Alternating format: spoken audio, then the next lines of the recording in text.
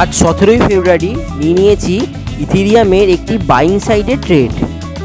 Target আছে 2023 আর stop loss আছে 1969। দেখা যাক আজকে কোন দিকে যায়।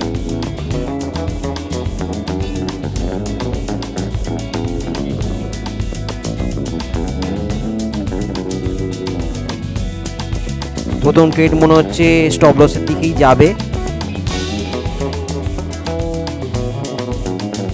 এই যা স্টপ লস খেয়ে গেল প্রথম ট্রেডে, আজকে প্রথম ট্রেডেই লস।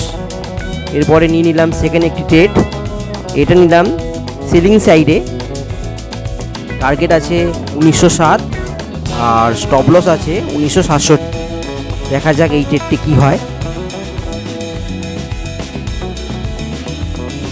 যা দেখছি এটিও মনে হচ্ছে স্টপ লসই হিট হবে।